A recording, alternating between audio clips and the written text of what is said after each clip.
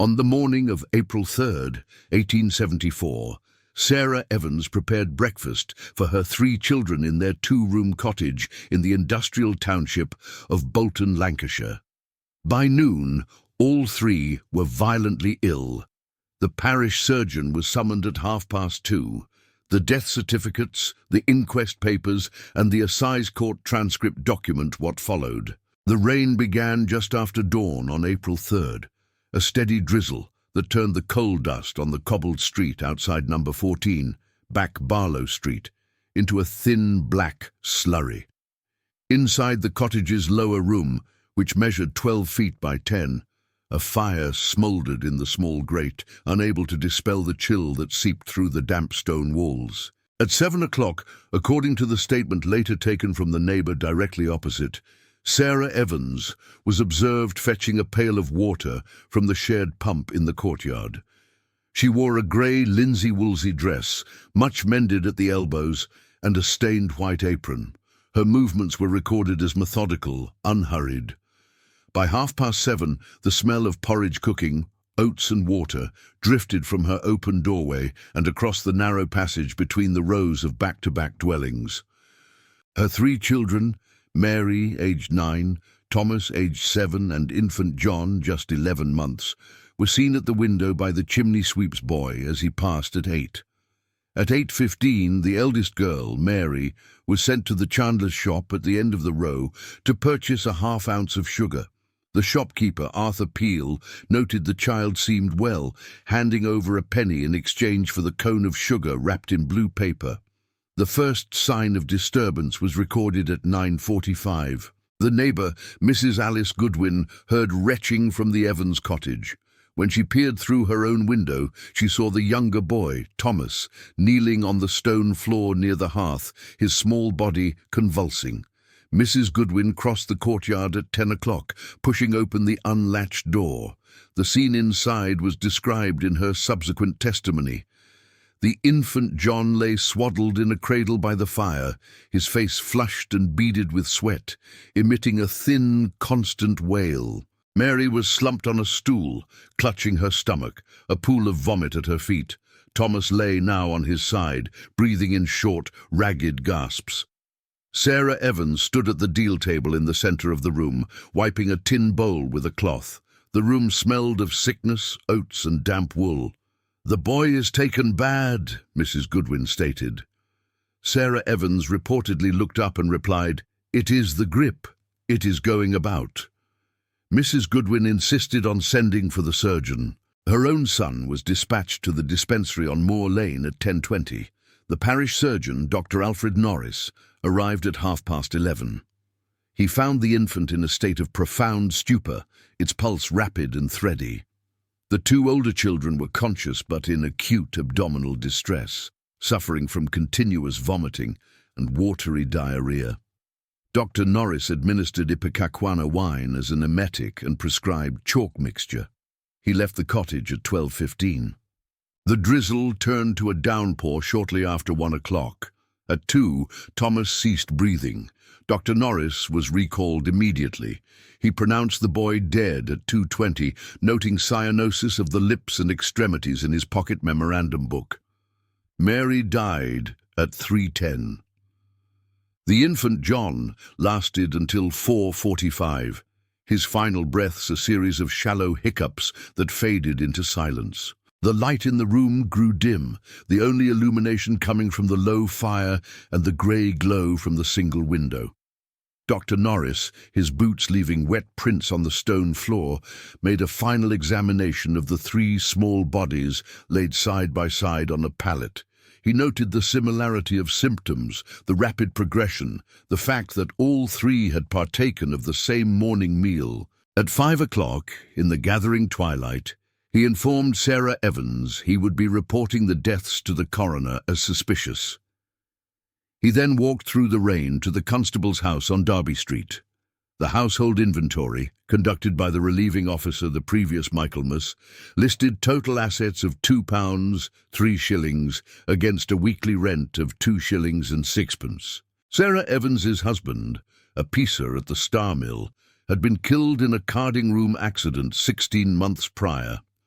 The mill's discretionary payment of £5 had been exhausted within 6 months. Parish relief records show 3 separate applications from the widow Evans in the last year, each granted as a temporary measure of 2 shillings weekly, then discontinued. A Prudential Assurance Company policy, discovered in a tin box beneath the floorboards near the hearth, was dated January 12, 1874. It insured the lives of Mary, Thomas and John Evans for the sum of £3 each, payable upon death to Sarah Evans, the premium of 2p per child per week, marked as paid through the first week of April.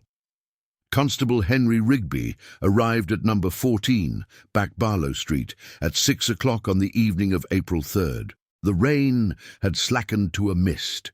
He found Dr. Norris waiting in the downstairs room, the 3 bodies covered with a threadbare blanket. Sarah Evans sat on the single chair by the table, her hands folded in her lap, staring at the damp patch on the wall where the plaster had crumbled. The constable's notebook records his initial questions and her replies in a neat copperplate hand. He asked what the children had eaten. "Porridge," she stated.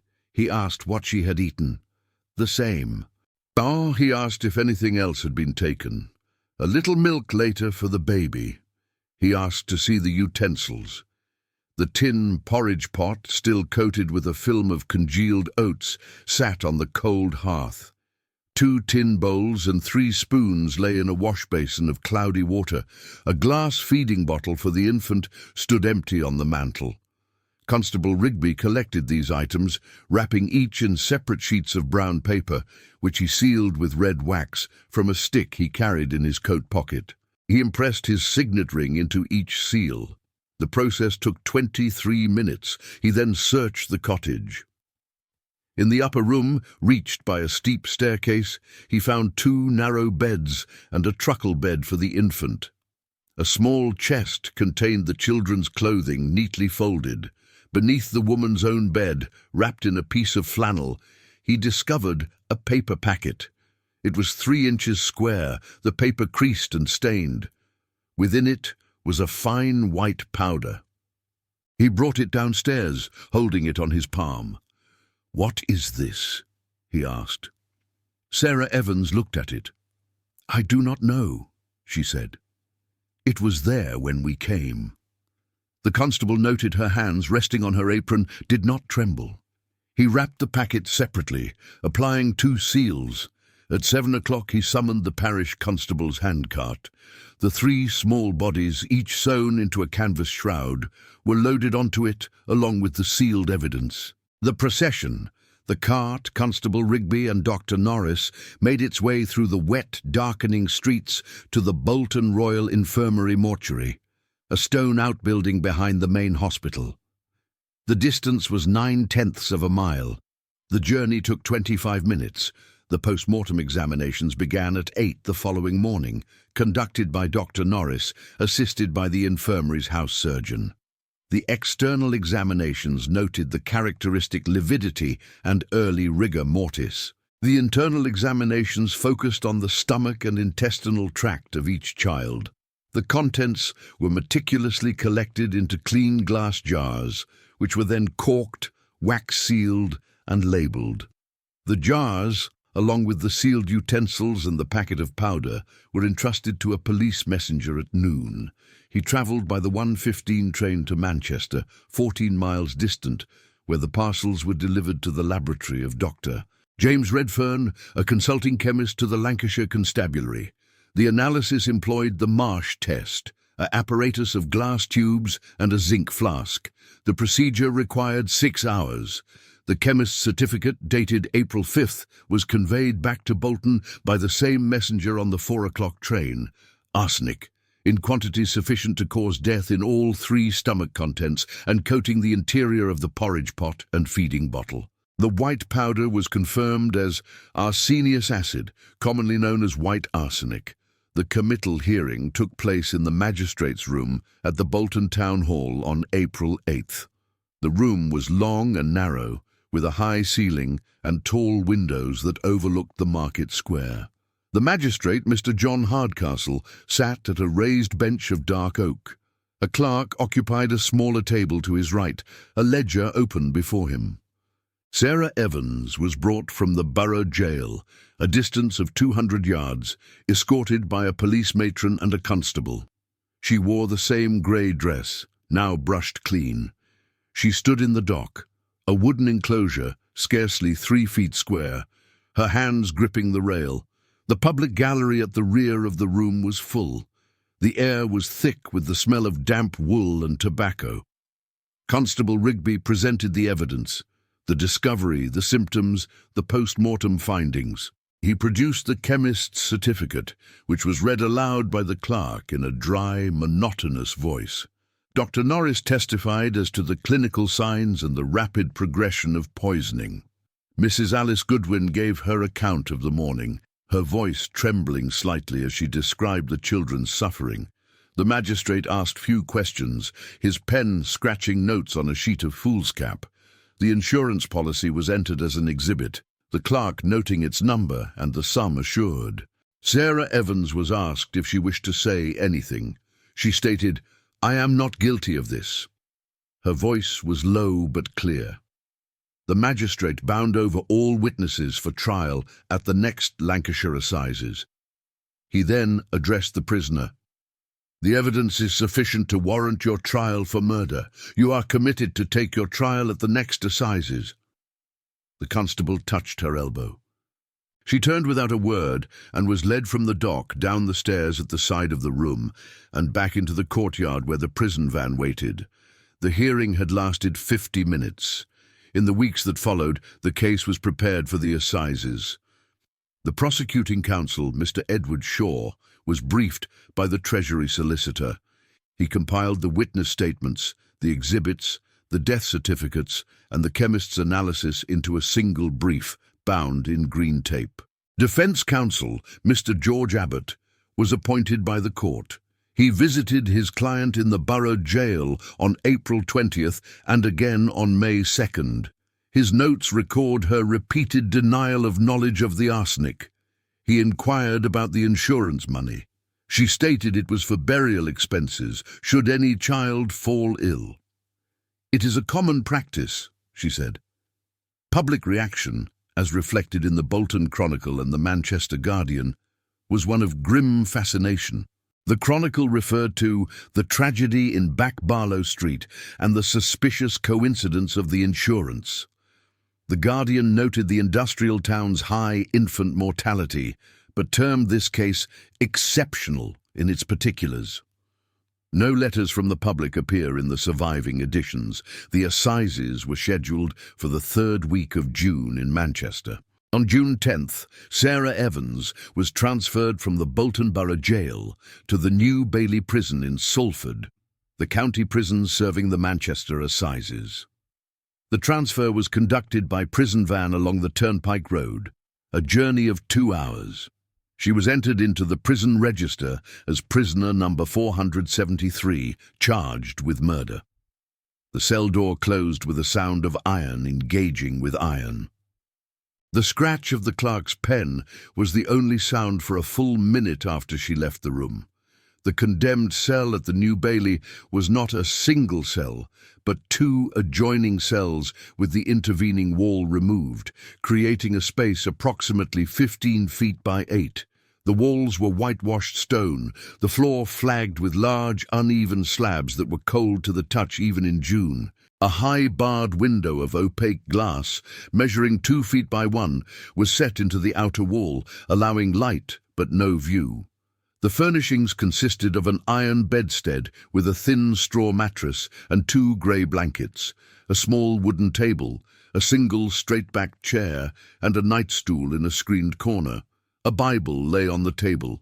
A gas jet, protected by a wire cage, jutted from the wall near the door, its faint hiss a constant presence. The cell door was of solid oak, reinforced with iron bands, featuring a small Judas hole that could be slid open from the outside.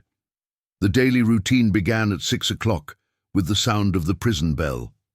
The wardress on duty, Elizabeth Croft, would unlock the door and bring in a tin cup of tea and a 6-ounce portion of bread. At 7, The prisoner was permitted to empty her nightstool into the slop bucket in the corridor.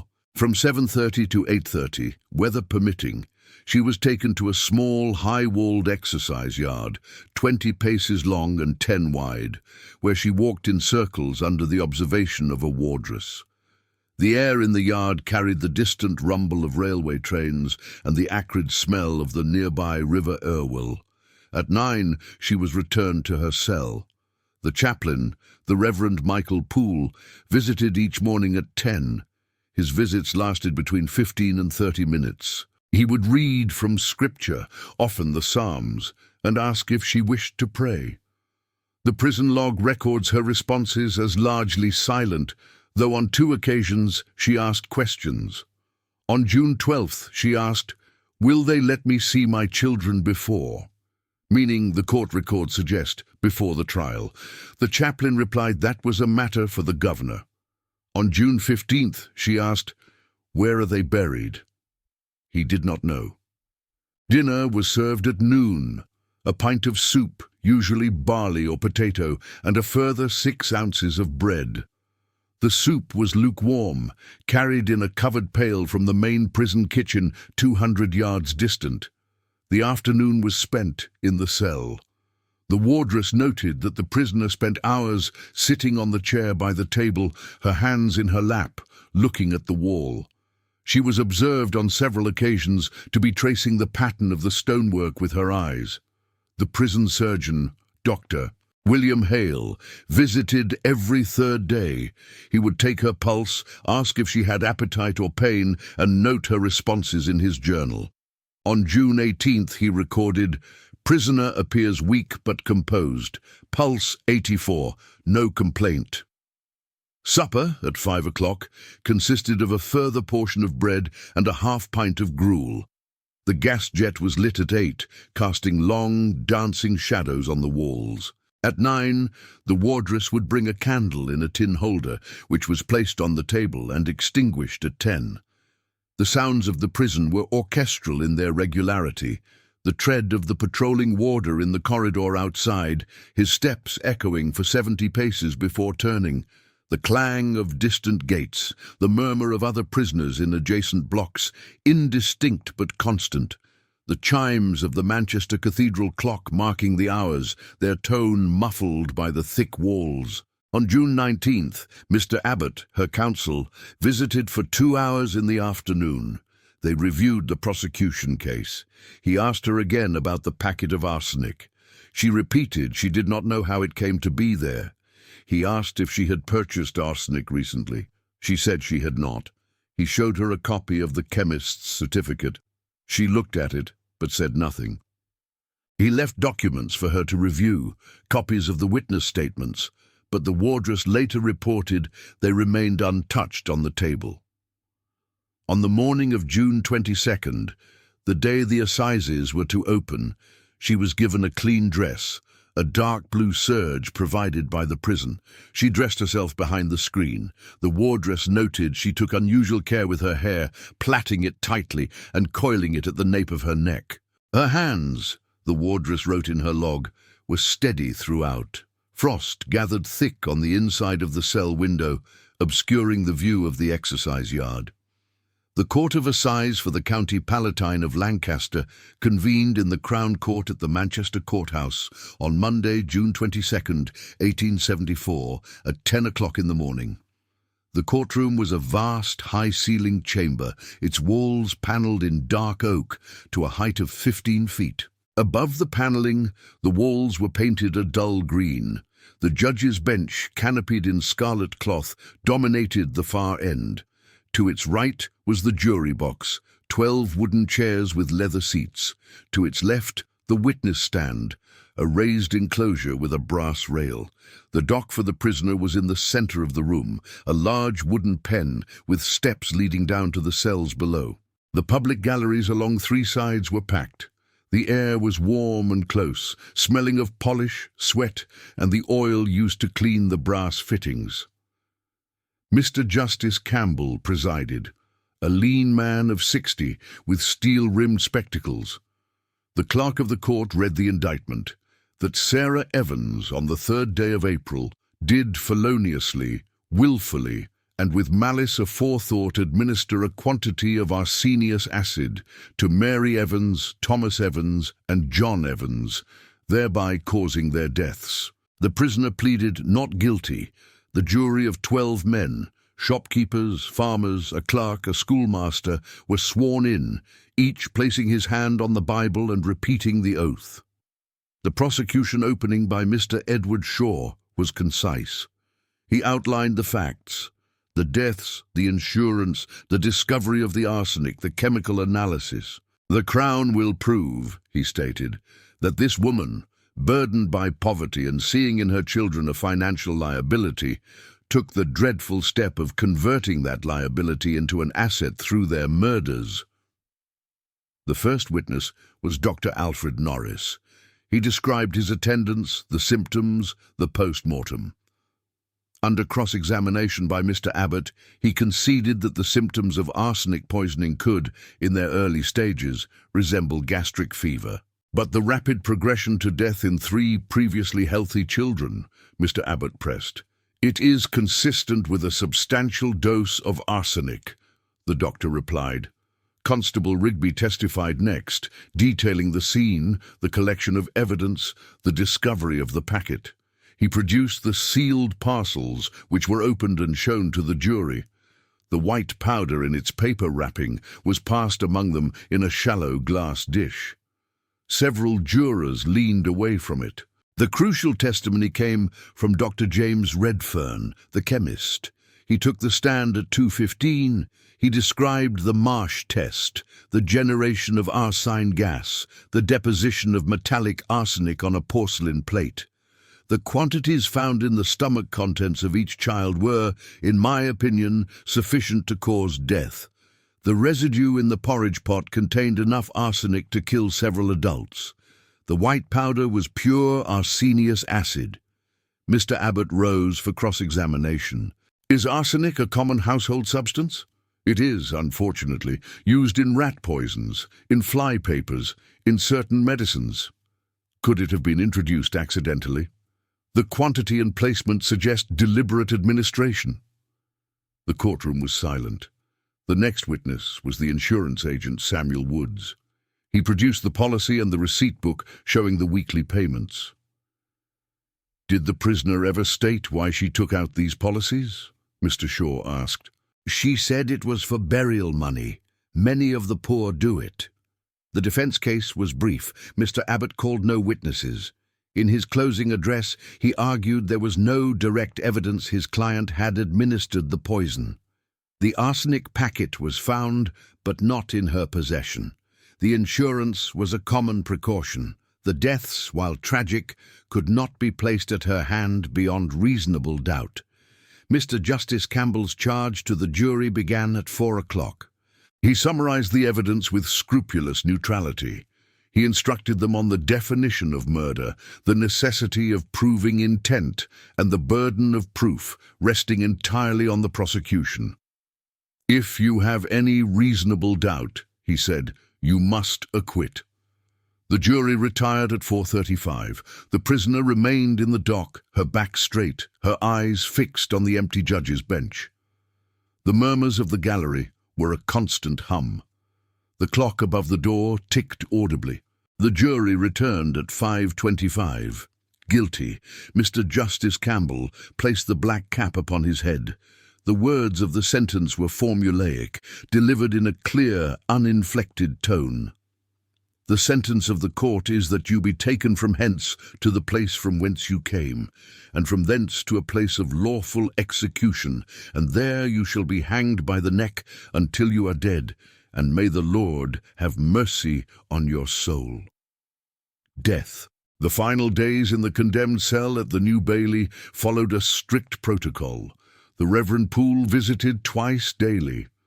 On the morning of June 25th, he found her kneeling by the bed, the Bible open on the blanket. She did not look up as he entered. "Have you found comfort in prayer?" he asked. She shook her head once, a small, tight movement. On June 26th, the day before the execution, she was permitted to write a letter.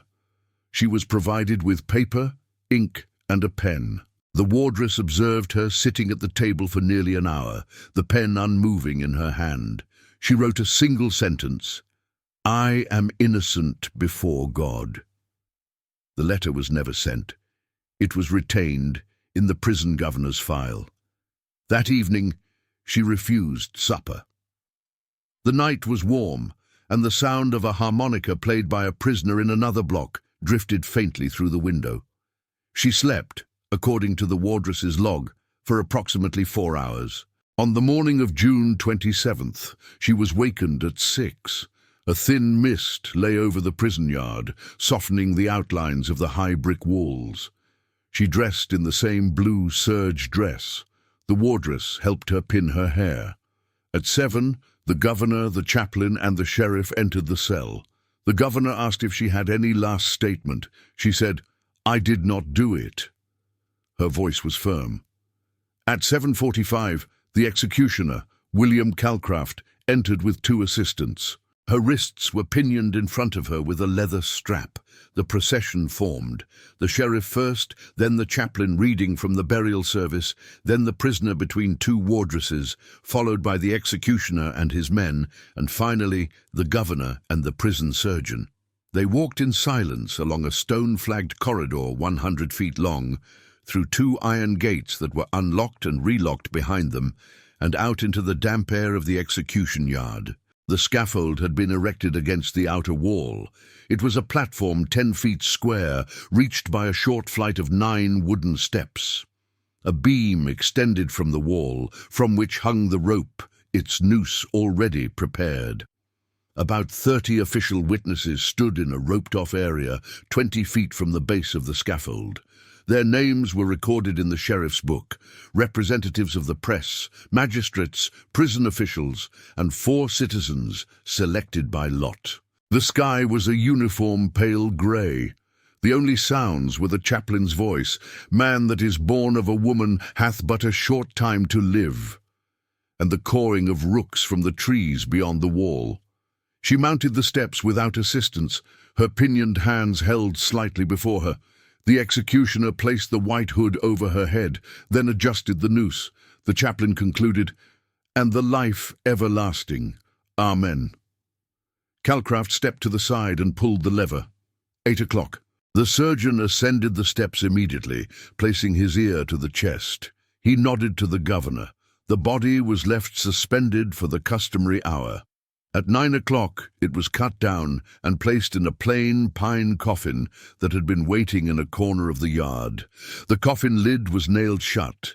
Burial took place within the prison grounds at 10, in an unconsecrated plot near the north wall. The grave was dug to a depth of 8 feet. The chaplain did not attend. 2 convicts from the stone-breaking yard filled the grave and tamped the earth flat. A wooden stake bearing the number 473 was driven into the soil at its head. The death certificate was signed by the surgeon at 11, citing judicial hanging as the cause. The trial record, along with all exhibits, was bound in vellum and deposited in the Lancashire County Archives at Preston. The conviction rested upon the chemist's certificate, the insurance policy, and the signature in the prudential agent's collection book. Her signature on the policy application was the only one she ever made.